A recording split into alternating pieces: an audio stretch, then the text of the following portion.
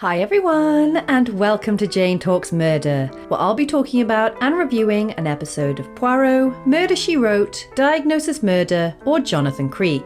Today, I'm looking at Diagnosis Murder, Deja Vu, or as I like to call it, that time Steve had no luck with women, yet again. We begin the episode with Steve and Cheryl bonding over milkshakes when he spots, hey, I know her. Steve does too and chases her, only to lose her, while Mark goes to the courthouse where he talks to Tom about the case from The Unluckiest Bachelor in LA. This lady sets off the metal detectors and goes into the bathroom. I don't know what's more tragic, her top or her hair. And as she pulls a gun out of her chair, Frederick is marched past Tom and Mark. Lou Tyler strides through, not played by the same actress, but she is shot and Wig Lady runs for it. And into the credits we go. As they discover the shooter's wig, Steve spots the mystery woman again, while Dave tries to sell Jesse life insurance. And at home, Steve watches the tapes of his time on the dating show before telling Mark about the Lily lookalike he's been seeing. The Wilson case gets thrown out due to Lou's death, which pisses off Steve, and Cheryl gives him a little pep talk before a phone call IDs the wheelchair as coming from Community General. Steve sees the woman again, but she disappears,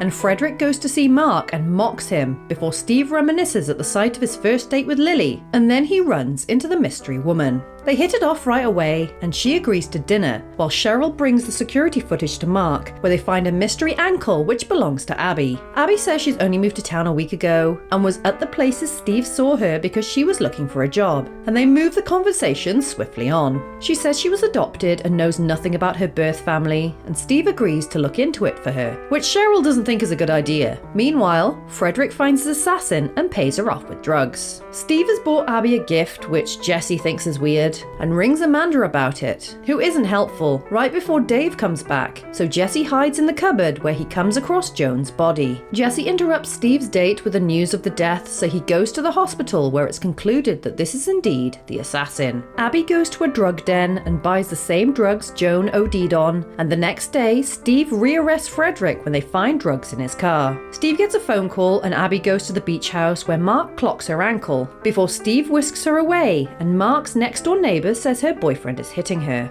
Wow, that got heavy. Steve reveals that Abby is Lily's twin sister, which freaks her out. He's my brother, but he killed my sister. What am I supposed to do with this? So Steve gives her a hug and she takes off. Mark shows Steve the ankle footage, and knowing his track record with women, warns him off Abby. But Steve just gotta be that moth to a flame. Frederick and Abby have a standoff, watched by Mark and Steve, and the next day, Mark bumbles around his office before meeting with Dave and asking about some legal stuff, which leads back to a fraud case in Boston, potentially connected to Abby. But of course, Steve just keeps running headfirst into that brick wall. Steve questions Abby, who storms off, so instead he goes with Cheryl to pick up Joan's drug dealer, who looks like he's part of the Jackass squad, and he cuts a deal that drops Frederick right in it. Frederick's already been released, so Abby tails him and asks to be taken with him, right before he's busted by Steve.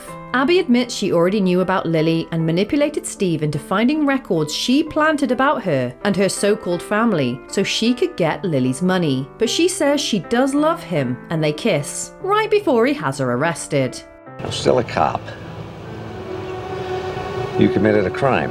At least she got a sweet jacket out of the deal. Have a milkshake. Okay, wait, are we seriously not going to address the next door neighbor that was the victim of domestic abuse? What was all that about? Okay, her story is picked back up in the next episode on the beach. I was gonna say. Right, let's tackle the main story, and sometimes the show can take a weird turn, and this identical woman turns out to have no connection to Lily in any way whatsoever. Like, why? I don't get how that's supposed to work. They even use the same actress. It's not quite vampires are real, but it's pretty unbelievable. Also, why was she buying drugs? What did that have to do with anything? Her goal was to get Lily's money. The drugs played no part in it. What I thought this was going to turn into was Abby was Lily's twin sister, but she was also an undercover cop, investigating Frederick, making sure he didn't get away with murder. But no, we got some weird-ass fraud/drug storyline that made no sense. It's baffling, really. It's such a weird episode that made Steve seem like an even bigger doofus than normal. I like the idea of stories continuing in an episode down the line, but this one failed to live up to its potential. We have one victim, Lou Tyler, who was gunned down before she could testify by our killer Joan, who did it for the drug payout, which was her downfall when she OD'd in the hospital. So there you have it. That was Deja Vu. Let me know your thoughts in the comments below, or come say hi on social media. If you enjoyed this video, then please hit that like button, it really does mean a lot, or consider subscribing if you want to keep investigating with me. Alternatively, feel free to check out my other YouTube channels. Thank you so much for watching, I'll speak to you soon, and keep an eye out for clues.